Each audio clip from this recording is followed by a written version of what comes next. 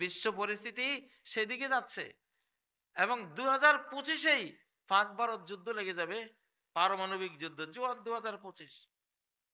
এবং কোরআন হাদিস ঘেটে দেখা যাচ্ছে ওই দিকেই ঘটনা যাচ্ছে। বাংলাদেশও এর থেকে মুক্ত না, বাংলাদেশও এর থেকে মুক্ত না। ভারত কাশ্মীর হারিয়ে ফেলবে, কারণ পাকিস্তান, আফগানিস্তান সহ গোটা মুসলিম শক্তি কাশ্মীর কেড়ে নেবে ওর থেকে। তখন সে বাংলাদেশের উপর ঝাঁপাই পড়বে নিরুপায় হয়ে, তারও বাঁচার উপায় নেই। সে করবে এটা, সে তো ষড়যন্ত্রকারী। করতে গেলে আমরাও তো ছাড়বো না। ঘাত প্রতিঘাতে আমরা দিল্লি, গোটা ইন্ডিয়া দখল করব ইনশাআল্লাহ। আমরা দখল হবো, এটা হাদিসে আছে। তো এর মধ্যে চলে যাবে কয়েক কোটি মানুষ, এই জন্য রেডি থাকেন। আমি আপনাদেরকে আজকে যে জিনিসটা বলবো, নুআইম ইবনে হাম্মাদের একটি হাদিস, কিতাবুল ফিতানের,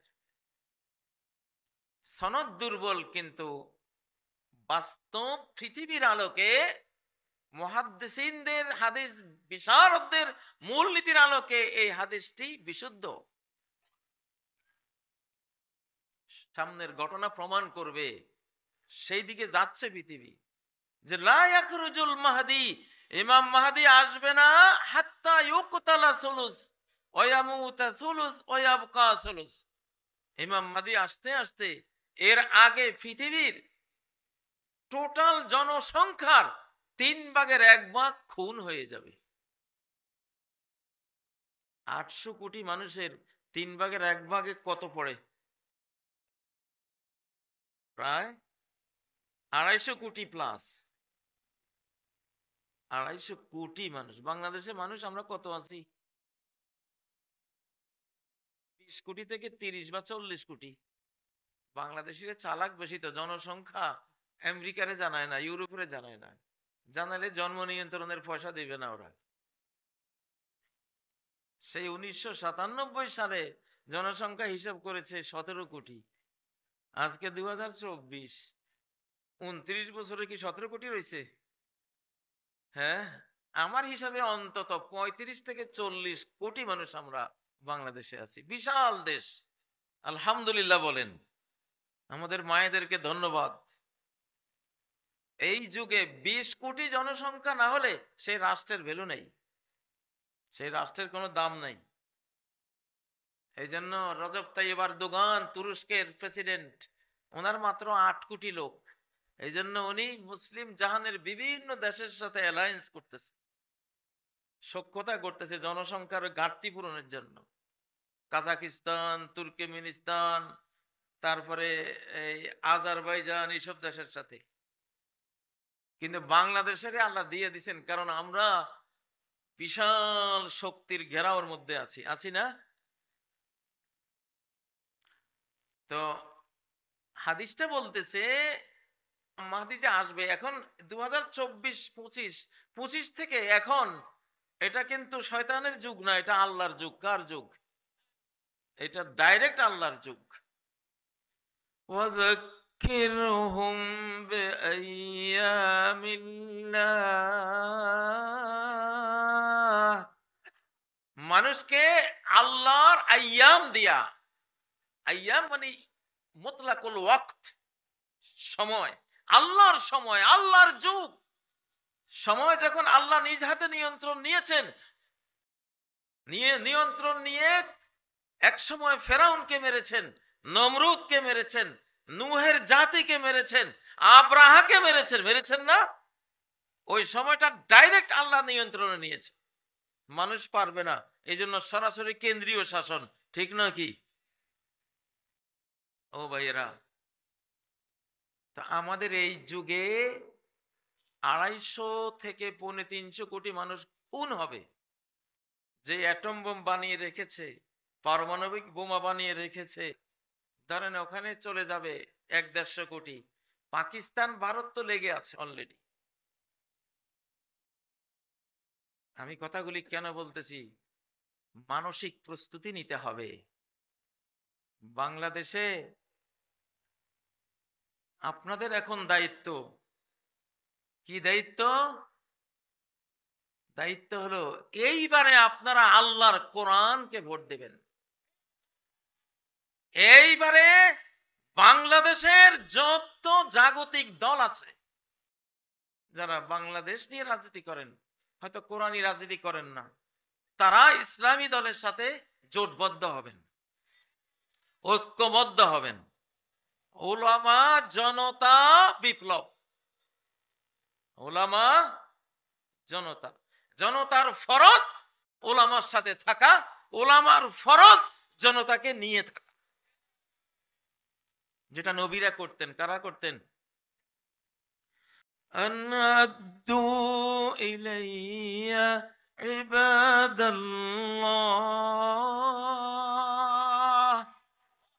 মুসা আলাইহিস সালাম বলেন, হে ফেরাউন, আল্লাহর বান্দাদেরকে রেখে তুমি কি করবা? তুমি তো ফেরাউন, তোমার বান্দা নাও নয় তো এরা, এদেরকে আমার কাছে দাও, আমি নবী, আল্লাহর বান্দাদেরকে আমি হেদায়েতের পথ দেখাবো। এখন কি নবীরা আছে?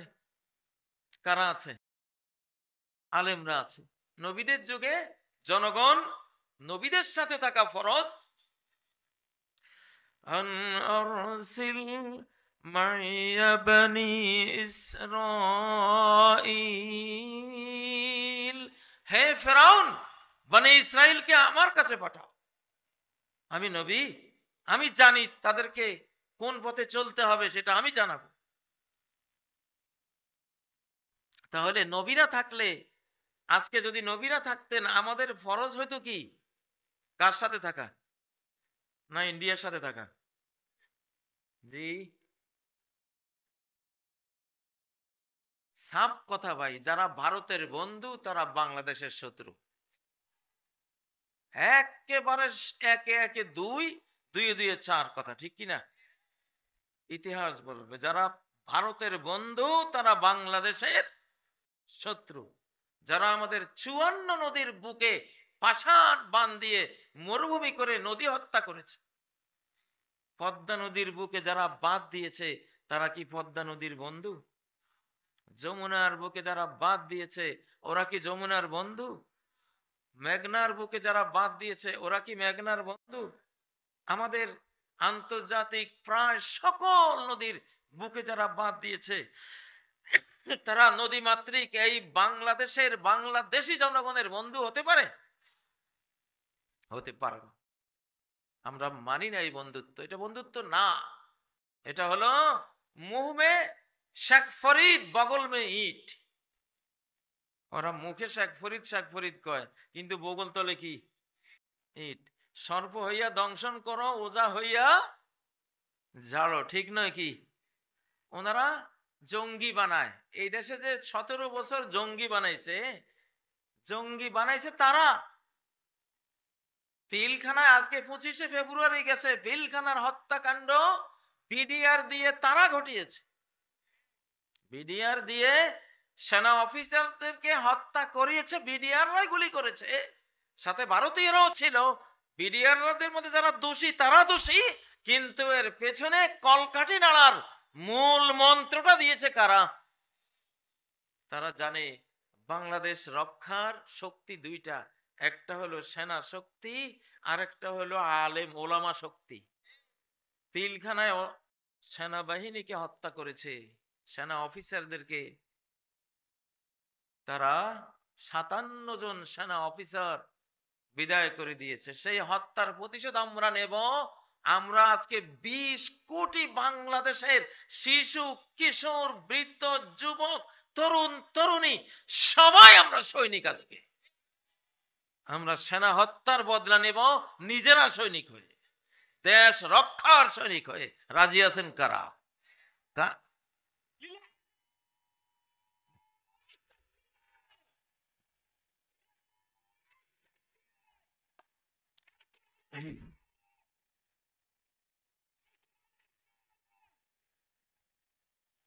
وَإِنَّ جُندَنَا لَهُمُ الْغَالِبُونَ। আমার বাহিনী যারা, আমার বাহিনী, আল্লাহ বলতেছেন আমার বাহিনী। আল্লাহর বাহিনী কারা? কালেমা যে মুখে নিয়েছে সেই কার বাহিনী? আল্লাহর বাহিনী। কার বাহিনী? আল্লাহর বাহিনী। আল্লাহ বলেন আমার বাহিনী তারা অবশ্যই চিরবিজয়ী, তাদেরকে হারাবার ক্ষমতা কারো নেই। তো সেনা হত্যার প্রতিশোধ নেবে বাংলাদেশ, গোটা জাতিকে যুদ্ধের ট্রেনিং দেওয়া হবে ইনশাআল্লাহ। আর ওরা সেনা অফিসারদের হত্যা করার পরে, সেনাবাহিনী ধ্বংসের পরে নজর দিয়েছে এবার দ্বিতীয় শক্তি বাংলাদেশকে রক্ষা করে চলে, ভারতের সামনে মাথা নোয়ায় না কোন ক্রমে, যে শক্তিটা ওলামা শক্তি, সেই ওলামা শক্তিকেই তারা দেলাওয়ার হোসেন সাইদি রহমতুল্লাহ আলাইকে তারা হত্যা করেছে। ঠিক নয় কি? ফ্যাসিবাদীরা কয়দিন আগে ভারতে 5 জন গিয়েছিল, ভারত থেকে পরামর্শ নিয়ে এসে মেডিকেল কিলিং, ওনাকে বিষাক্ত ওষুধ দিয়ে হাসপাতালে এনে হত্যা করেছে। ঠিক নয় কি? আমরা এটা ফিজিক্যালিও জানি, আধ্যাত্মিক ভাবেও জেনেছি, এটা হত্যা ছিল। মৌলানা মতিউর রহমান নিজামী, আব্দুল কাদের মোল্লা, মুজাহিদুল ইসলাম, মীর কাসেম আলী সহ তাদেরকে জুডিশিয়াল কিলিং, বিচারিকভাবে হত্যা করেছে। হাজার হাজার আলেমকে গুম, খুন, কারারুদ্ধ, নির্যাতন, দেশান্তরিত করেছে। করেছে কিনা? তাহলে সেনা অফিসার হত্যার প্রতিশোধ নেব আমরা সৈনিক হয়ে, আর ওলামা হত্যার প্রতিশোধ নেব প্রত্যেকটা ধর্মপ্রাণ মুসলমান। এইবারে আমরা আলেমদের হাতে যে কোরআন, সেই কোরআনকে আমরা ভোট দেব ইনশাআল্লাহ। এইভাবে আলেম হত্যার প্রতিশোধ আমরা নেব। যদি না নেন, এইবার যদি কোরআনের পক্ষে না আসেন, এইবার আল্লাহ তাআলা আপনাদেরকে ছাড়বে না। বস্তার পচা আলু আল্লাহ বেঁচে ফেলবেন। গৃহস্থেরা যখন দেখে বস্তার ভিতরে পেঁয়াজ আলু পচা শুরু হয়ে গেছে, তখন পচাগুলি তাড়াতাড়ি বের করে ফেলে না দিলে, ডাস্টবিনে ফেলে না দিলে, নর্দমায় ফেলে না দিলে, ওই পচাটা বস্তায় থাকলে পুরা বস্তার ভালো আলু পেঁয়াজ সব কি নষ্ট হয়ে যাবে। যাবে কিনা? আপনারা কি পচা পেঁয়াজ হবেন, পচা আলু হবেন? যেবার নিয়ত করবে আল কোরআনকে ভোট দেব না, কোরআনের আলেমদের সাথে জোটবদ্ধ হব না, ইন্ডিয়ার পক্ষে যাব, যে নিয়ত করবে সেই পচা আলু। আমি ভাই কোনো হেয়ালি ওয়াজ করি না, আপনাদেরকে সংবাদ দিয়ে গেলাম। এই পচা আলুর কাতারে যে যাবে, ওই যে বলা হয়েছে যে 1/3 খুন হবে, 1/3 মারা পড়বে, মানে 2/3, মানে 500-550 কোটি মানুষ পচা আলু এই পৃথিবী থেকে, পৃথিবীর সৃষ্টিকর্তা, মানুষের সৃষ্টিকর্তা আল্লাহ তাআলা বিদায় করে দেবে, বিদায় করে দেবে। সূরা কাহফের যে শিশু হত্যার কথাটা বললাম, ওখানে ইমাম হযরতে খিজির আলাইহিস সালাম ছেলেটাকে মারলেন, আল্লাহর কাছে দোয়া করলেন ছেলের বদলে একটা মেয়ে সন্তান দেবে, সে মেয়ের ঘরে নবী জন্ম হবে। ছেলে থাকলে নিজে কাফের হতো, বেঈমান হতো, মা বাবা ইমানদার তাদেরকেও বেঈমান বানাতো। অতএব ছেলেটাকে সরিয়ে দিলাম, একটা মেয়ে সন্তান হবে, তার ঘর থেকে কি হবে? নবী জন্ম হবে। সম্পত্তি বন্টনের নিয়মের মধ্যে আছে 1 ভাই সমান 2 বোন। 1 ভাই সমান কি? 2 বোন। আর 2 বোন আর 1 বোন সামনে জন্ম হবে, কয়জন হইল? 3 জন। আমার যেন মনে হয় এখানে আল্লাহ শেষ জামানার জন্যই তো এই কোরআনের ঘটনাগুলি দিয়েছেন, ওই জামানা থেকে শেষ জামানা পর্যন্ত। তো 3 ভাগ, 3 বোন সমান সমান জনসংখ্যার, বিশ্ব জনসংখ্যাকে আল্লাহ 3 ভাগ করেছেন। 1 ভাগ খুন, 1 ভাগ মারা পড়বে, 1 ভাগ বাঁচবে। তাহলে 2 ভাগ খুন হবে। ওই যে খিজির আলাইহিস সালাম ছেলেটাকে মারলেন, ওই মরার ভিতরে কয় ভাগ গেছে? 1 ছেলে সমান দুই ভাগ না, দুই বোন না, দুই ভাগ গেছে গা। তার মানে খিজির আলাইহিস সালামই তো বুঝেন যে সামনে কাকে মারতে হবে, কোনটা বেঈমানি করবে, যেটা বেঈমানি করবে ওই পচা আলু সরাই দাও, ঠিক না? ওই পোলাটা ছিল পচা আলু। এই জন্য কথা আসলে লম্বা করব না, তবে বাংলাদেশের জন্য মেসেজটা যেটা দিয়ে যাব, এইবার আমি দেখতে পাচ্ছি 2025 সালে এমনও হতে পারে একটা পারমাণবিক যুদ্ধ ভারত, পাকিস্তান, রাশিয়া, ইউরোপ মিলে হলো, লাস্টে আমেরিকা, চীন লাগলো, লেগে গোটা পৃথিবী পারমাণবিক কালো ধোঁয়ায় ছেয়ে গেল। আর অলৌকিক যুগ, এটাই অলৌকিক যুগে যে 10টা অলৌকিক বড় বড় ঘটনা ঘটবে, একটা হলো দোকান। সূরা দোকানের আয়াত 10 নম্বর আয়াত, فارتقب يوم تأتي السماء بدخان মুবিন। অপেক্ষায় থাকো, অপেক্ষা করো, দেখতে থাকো, পর্যবেক্ষণ করো, সময় গোনো, বেখবর থাইকো না, ভয়াবহ বিপর্যয় আসবে। তুমি ইরতিকাব মানে হলো পাহারা, পাহারা দাও, বিশ্ব পরিস্থিতি মনিটরিং করো, খবর রাখো। আগের যুগে তো আকাশ থেকে আযাব আসতো, এবার আযাব তো মানুষের কাছে পৃথিবীর মধ্যে রেডি, ঠিক না? যে পরমাণু বোমা রেডি করে রাখছে, এগুলি যদি বাস্ট করা হয়, করবে তো, এগুলি তো বানাইছে বাস্ট করার জন্য। সেই দুর্যোগে সর্বোচ্চ 3 থেকে 4 দিন, এর বেশি না, 3 থেকে 4 দিনে পৃথিবীর 500 কোটি মানুষ বিদায় হয়ে যাবে। সেই বিপদের মধ্যে আমরা আছি। পচা আলু আল্লাহ বিদায় করে দিবে। যত মানুষ এখন বেঈমান, আল্লাহ দুনিয়াটাকে পবিত্র করবেন, দুনিয়াটাকে সাফ করবেন। গত 1 শতাব্দী ছিল শয়তানের শতাব্দী, ওই শতাব্দীতে পচাই ফেলছে পৃথিবীটাকে। এখন আর আল্লাহ সহ্য করবেন না পৃথিবীকে, উনি এখন কোরআন দিয়ে, ইসলাম দিয়ে নতুন করে শেষ জামানার শেষবারের মতো তার নবী মুহাম্মদ সাল্লাল্লাহু আলাইহি সাল্লামের রেখে যাওয়া আদর্শ জীবন প্যাটার্ন কোরআন দিয়ে পৃথিবীটাকে সুন্দর করবেন। তো এটার জন্য বাধা হবে পচা আলুগুলি, 500-550 কোটি পচা আলু, এগুলি সব বাছাই হবে। খবরদার, পচা আলু কেউ হবেন না। আমি ভাই কিন্তু ওয়াজ করি না, এটা ওয়াজ না, আপনাদেরকে একবারে মরার খবর দিয়ে গেলাম। আমি এটা হবে, এটা বাস্তব। ওই যে খিজির আলাইহিস সালামের ঘটনা থেকে ইঙ্গিত দিলাম, নুআইম ইবনে হাম্মাদের হাদিস, এবং বর্তমান বিজ্ঞানীরা সবাই বলতেছে হ্যাঁ এটা ঘটবে, এটা আসতেছে, বিশ্ব পরিস্থিতি সেদিকে যাচ্ছে। এবং 2025-এই পাক ভারত যুদ্ধ লেগে যাবে, পারমাণবিক যুদ্ধ, 2025। এবং কোরআন হাদিস ঘেটে দেখা যাচ্ছে ওই দিকেই ঘটনা যাচ্ছে। বাংলাদেশও এর থেকে মুক্ত না, বাংলাদেশও এর থেকে মুক্ত না। ভারত কাশ্মীর হারিয়ে ফেলবে, কারণ পাকিস্তান, আফগানিস্তান সহ গোটা মুসলিম শক্তি কাশ্মীর কেড়ে নেবে ওর থেকে। তখন সে বাংলাদেশের উপর ঝাঁপাই পড়বে নিরুপায় হয়ে, তারও বাঁচার উপায় নেই। সে করবে এটা, সে তো ষড়যন্ত্রকারী। করতে গেলে আমরাও তো ছাড়বো না, ঘাত প্রতিঘাতে আমরা দিল্লি, গোটা ইন্ডিয়া দখল করব ইনশাআল্লাহ।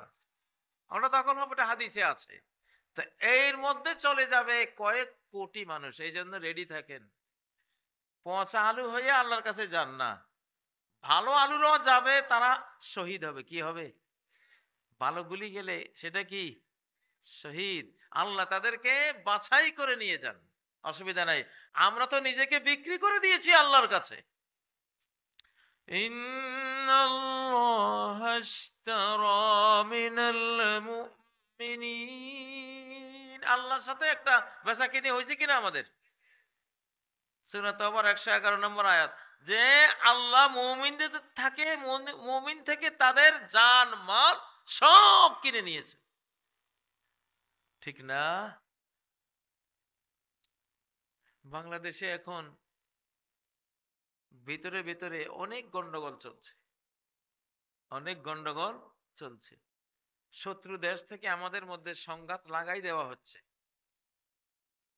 এক দলের উপরে সাওয়ার হয়ে 17 বছর আমাদেরকে ধ্বংস করেছে। এখন তারা নতুন ভাবে কার উপরে সাওয়ার হবে লোক খুঁজতেছে। তো বাংলাদেশে তো মীর জাফরের অভাব নাই। অভাব আছে? মীর জাফরের অভাব নাই, ভয় এখানেই। যদি শুধু মোদি দিল্লিতে বসে ষড়যন্ত্র করতো এত ভয় ছিল না। বিপদ তো হলো মুসলমান যোগ দিছে গিয়া, শত শত নয় হাজার হাজার ফ্যাসিবাদী যোগ দিছে। এই দুই শক্তি যখন যোগ হয়, আমি যেন আমার দুই চোখে দেখতেছি এরা কি করবে। ভাই 1757 সালে মীর জাফর যখন ক্লাইভের সাথে যোগ দিছে, তখন সিরাজ খুন হয়ে 200 বছরের গোলামির জিনজির আমাদের পায়ে লাগছে, ঠিক না?